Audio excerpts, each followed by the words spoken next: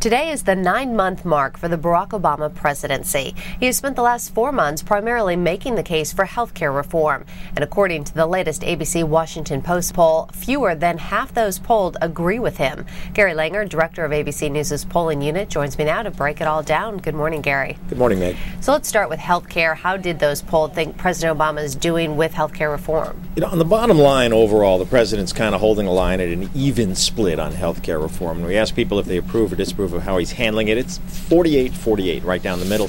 And it's basically been there steadily for the last 2, even 3 months.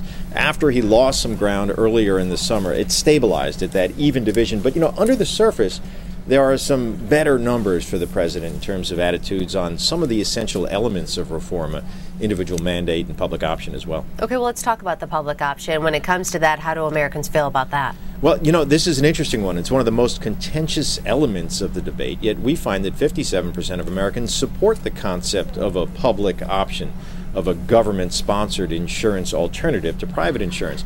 57% in favor, and that goes up rather sharply if it includes a limitation in which a public option is available only to people who can't find affordable private insurance. If you put that restriction on it, which is, for example, what Olympia Snowe wants to do, support goes way up to 76%.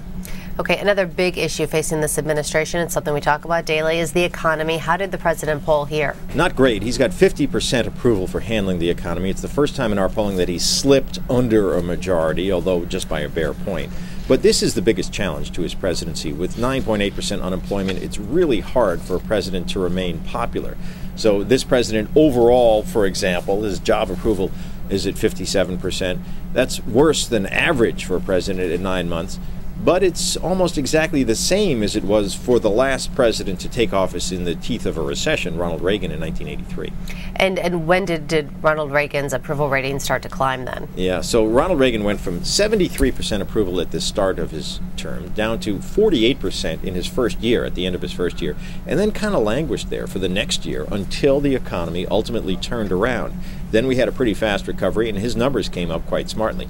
President Obama has the same challenge. He's been on a down slope, even though he stabilized in this poll, from a high of 69% approval back in the spring down to 57% now. The question is where he goes from here, and until the economy turns around, it's hard to see for him turning up in any meaningful way. Gary, was there anything else that caught your eye with this poll overall? I think what's really interesting is if we compare to just a year ago. In October 2008, the country was really standing at the edge of this economic abyss. At that point, 90% of Americans said the country was seriously off in the wrong direction, a record high in polling back 35 years. Today, 54% say so. It's not a smiley face. It's still majority negative on this basic right track, wrong direction question, but it is 36 points better than it was a year ago.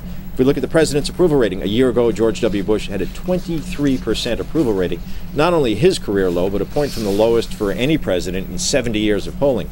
So that makes President Obama's 57% today look a bit better by comparison. All right, Gary Langer, thanks for putting it all into perspective for us. You bet. ABC News Now. Good to know.